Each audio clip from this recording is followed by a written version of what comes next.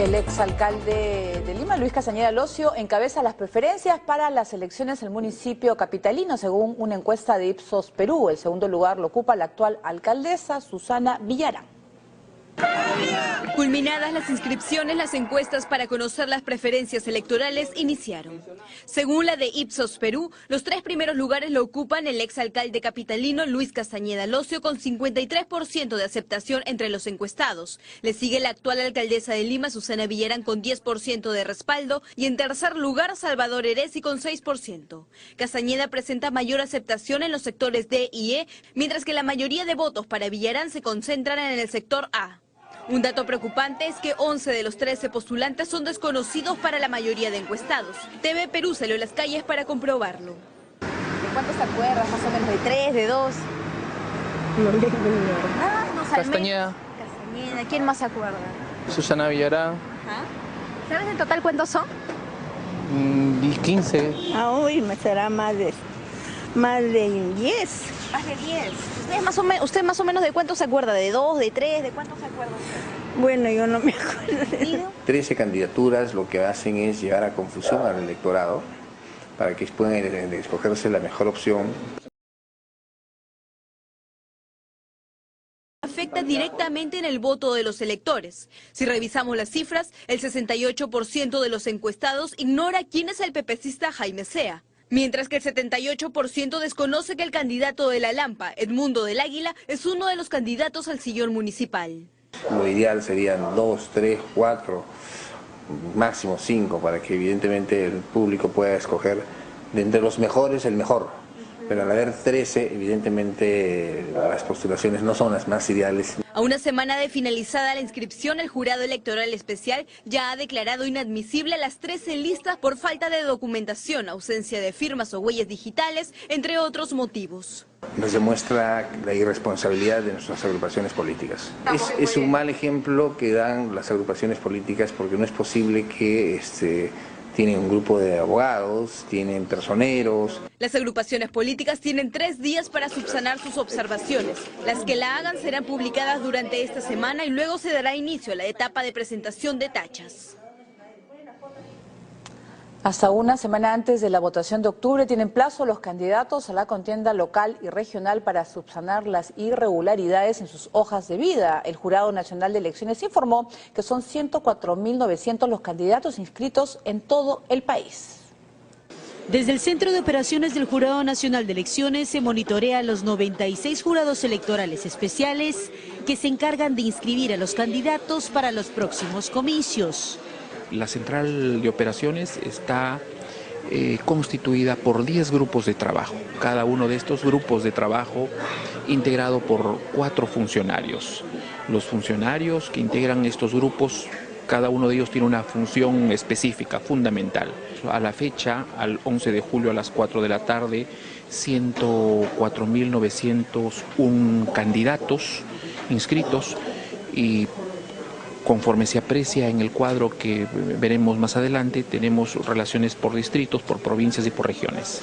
El director de Fiscalización del Jurado Nacional de Elecciones, Alberto Curoigua, recalcó que en caso los candidatos hayan obviado información en su hoja de vida, serán expulsados previa evaluación. Una vez que se corrobore que la información que ha consignado es falsa, se hace un informe y el Pleno del Jurado Electoral Especial es quien decide si se le excluye o no. Les dan un plazo de 48 horas para subsanar dichas falencias. Una vez subsanado, recién entra al trámite para la calificación de dicha lista. Los candidatos a la próxima contienda electoral pueden superar sus observaciones hasta una semana antes de las elecciones. Según la ley, ninguno está obligado a dar detalles de su balance patrimonial, pero si tiene un proceso penal abierto o está sentenciado judicialmente y lo omite, puede ser sujeto a una expulsión.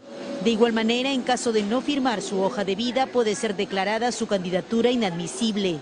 Sin embargo, también puede subsanarlo, pues se trata de un requisito de forma. Bien, y el defensor del pueblo, Eduardo Vega, pidió a los candidatos a las elecciones municipales y regionales a mostrar sus cuentas bancarias y cerrar filas contra el posible financiamiento provenientes de actividades ilícitas. A quienes postulan a la reelección los instó a renunciar y no seguir inaugurando obras. Un llamado a los candidatos a las elecciones municipales y regionales a tomar en cuenta varios aspectos que permitan dar transparencia a la campaña hizo el encargado de la Defensoría del Pueblo, Eduardo Vega. Este fue su primer pedido. Yo invitaría a todos los que quieren ser autoridades en nuestro país a que muestren sus cuentas, a que nos digan cuál es su patrimonio, porque sin duda eso va a también contribuir en una transparencia y una limpieza en las elecciones próximas, ¿no? A quienes postulan a la reelección les hizo un pedido adicional. Los que están en funciones y van a una reelección deberían de pedir licencia para evitar estas confusiones que habla usted. Sería lo ideal, en realidad sería lo ideal. Efectivamente la norma no contempla en algunos casos esta situación, pero yo creo que en primer lugar sería ideal que ellos se abstengan de participar, se abstengan de seguir inaugurando obras. Eduardo Vega exhortó a la ciudadanía a cerrar filas contra los financiamientos provenientes de actividades ilícitas. Yo creo que todos tenemos que cerrar filas en relación con el posible financiamiento de campañas políticas por parte de dineros que provienen de actividades ilícitas, sea del narcotráfico, del lavado de activos, de la minería ilegal. El encargado de la Defensoría del Pueblo ofreció declaraciones tras participar en la ceremonia de entrega del Premio de Derechos Humanos Javier Pérez de Cuéllar, que otorga la Embajada de Francia en Perú. A la ceremonia asistió la alcaldesa de Lima, Susana Villarán, pero evitó ofrecer declaraciones. En la Sala de Apelaciones Nacional rechazó el pedido de Gregorio Santos para revertir la orden de prisión preventiva en su contra, y el segundo juzgado de investigación preparatoria de Ucayali dictó orden de comparecencia restringida contra el presidente regional Jorge Velázquez. Veamos. El juez del segundo juzgado de investigación preparatoria de Ucayali declaró fundado el requerimiento del Ministerio Público de imponer comparecencia con restricciones al presidente regional Jorge Velázquez Portocarrero por un periodo de 9 meses. El juez Jerry del Águila Peso dispuso también que cada 30 días la autoridad regional acuda a su despacho a registrar su firma y esté presente en las diligencias a las que sea convocado. El investigado presidente también deberá pagar 8.000 nuevos soles como caución o garantía y no podrá ausentarse de su localidad sin autorización previa del juzgado. La investigación contra Velázquez Portocarrero se debe a una investigación preparatoria por el presunto mal uso del sobrecanon petrolero de su jurisdicción, al haber pagado pasajes aéreos y terrestres de periodistas e integrantes de un club de fútbol por más de 354.000 nuevos soles. Mientras en Lima, la Sala Penal de Apelaciones Nacional rechazó el pedido por parte del presidente de Cajamarca, Gregorio Santos, para que afronte en libertad la investigación preparatoria que se le sigue por la comisión de los presuntos delitos de asociación ilícita para delinquir, cohecho y colusión desleal en agravio del Estado. La autoridad regional continuará recluido en el penal de Piedras Gordas. Bien, Paul Olórtiga es buscado en Piura y Tumbes para hacer efectiva la orden de prisión preventiva en su contra. El jefe de la región policial Piura informó que se va a solicitar ampliar la jurisdicción de la orden de captura a nivel internacional. Están a la espera de la orden de captura internacional. Así lo informó el jefe de la región policial Piura, Gustavo Ananel, quien indicó que en las próximas horas se presentará el documento para solicitar la ampliación de captura de Olórtiga Contreras. El día de hoy debe estarse presentando el documento, porque el documento no es tan simple, hay que sustentarlo, de manera que se están obteniendo todos los elementos que nos permita sustentar nuestro pedido, presentarlo al Ministerio Público y a través del Ministerio Público hacia el Poder Judicial. Agregó que se han establecido 3 grupos de efectivos policiales de inteligencia que trabajan en la ubicación y captura del investigado odontólogo. Han nombrado 3 equipos especiales en estos momentos que tienen como objetivo la ubicación y captura del señor Paul Olórtiga.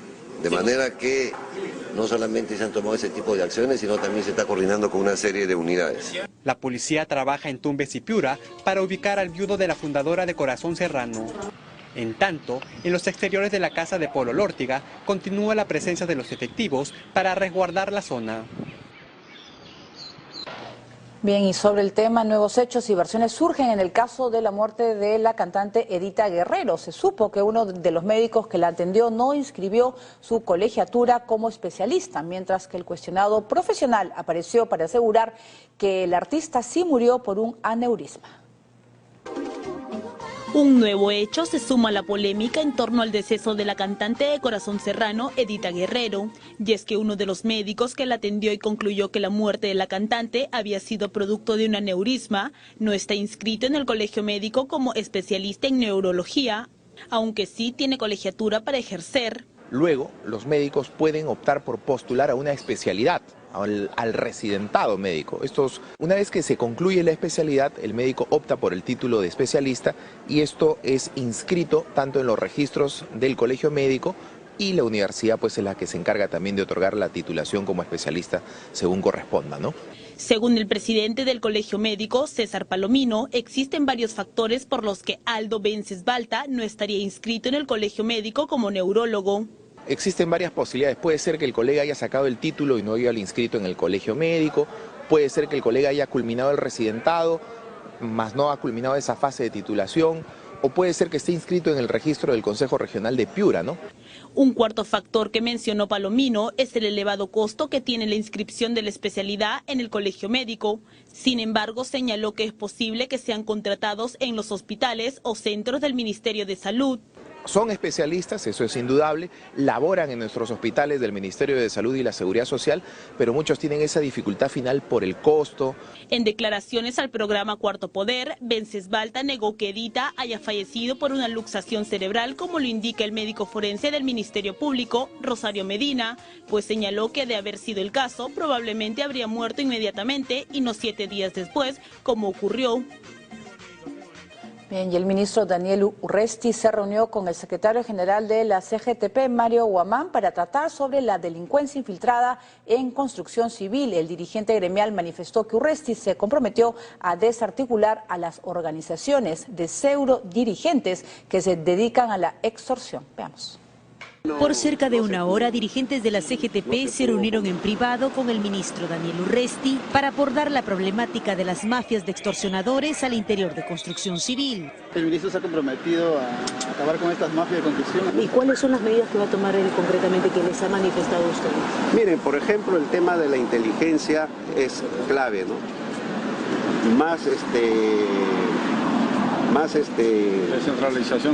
Descentralización, porque no solamente debe hacerse aquí en Lima, sino también en gran parte del país.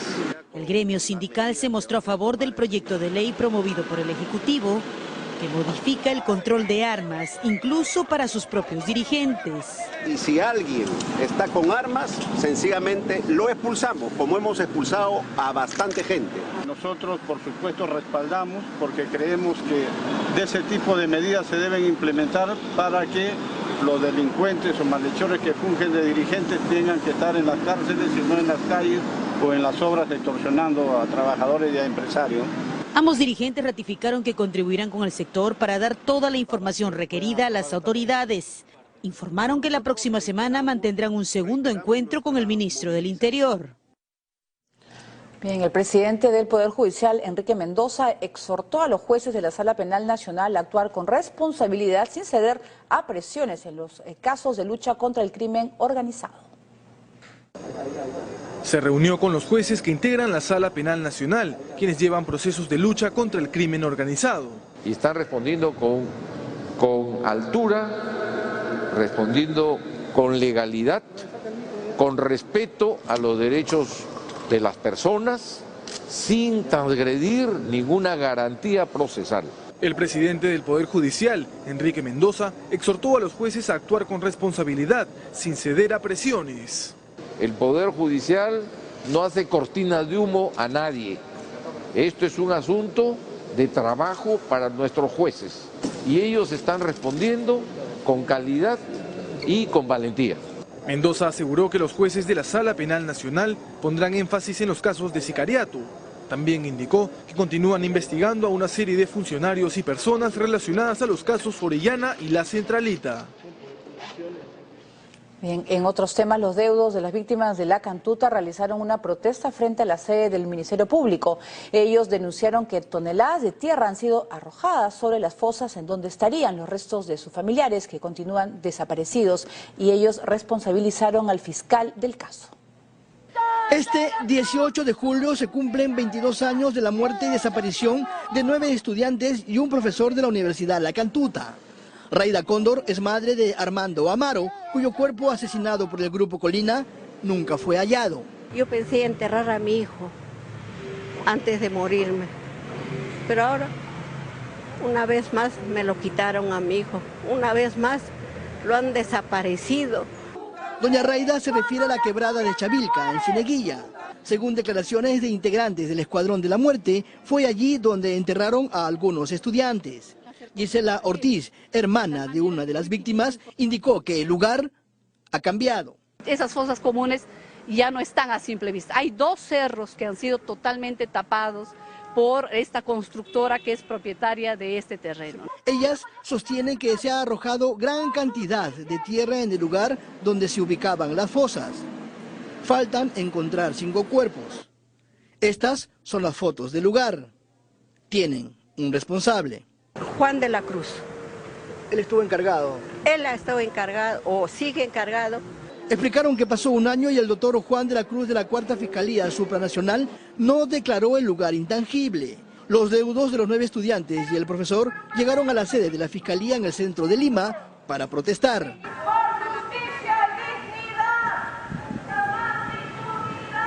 El fiscal les comunicó de una próxima diligencia. De todas maneras, ya la diligencia estaba programada para el 23 y 24 de este mes, de julio, en coordinación con los peritos. El lugar es otro. Es allí donde iban a prender velas y colocar flores. Falta hallar los cuerpos del profesor Hugo Muñoz, Dora Yagüe, Armando Amaro, Felipe Flores y Pablo Mesa. Sobre las fosas donde rezaban hay toneladas de tierra. Bien, hacemos una nueva pausa. Vamos a regresar con la información internacional.